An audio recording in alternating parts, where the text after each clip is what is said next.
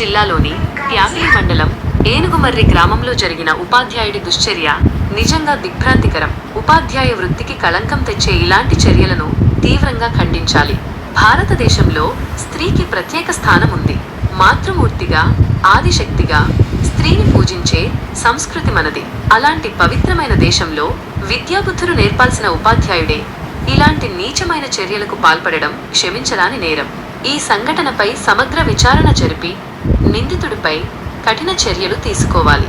ఇలాంటి ఘటనలు పునరావృతం కాకుండా చూడాల్సిన బాధ్యత సమాజంపై ఉంది. ఇలాంటి సంఘటనలు జరిగినప్పుడు బాధిత మహిళలకు న్యాయం జరిగేలా చూడాలి. వారికి అవసరమైన సహాయం అందించాలి. సమాజంలో స్త్రీల పట్ల గౌరవం, భద్రత పెంచేందుకు కృషి చేయాలి. ఈసారి మాకు సస్పెండ్ చేయాలి. సార్ గలీజ్ మాట్లాడతాడు, అంటాడు. కులాల గురించి మీరు అవి మాట్లాడతాడు. అలాంటి సార్ మాకు వద్దు. టీచర్ పేరు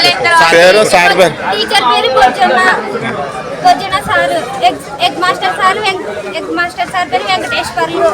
ఇలాంటి సార్ వాళ్ళు ఉంటే మేము స్కూల్లో చదవలేము. ఇలాంటి సార్ వాళ్ళు వేరే స్కూల్కి కూడా పోకూడదు. ఈ సార్ని సస్పెండ్ చేయాలి. ఎన్నాళ్ళ నుంచి జరుగుతుంది అట్లా?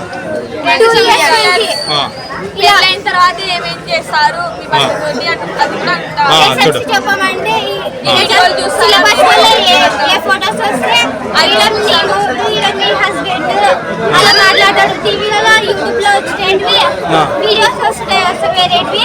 ఆ వీడియోస్ చూస్తారా అని అలాంటి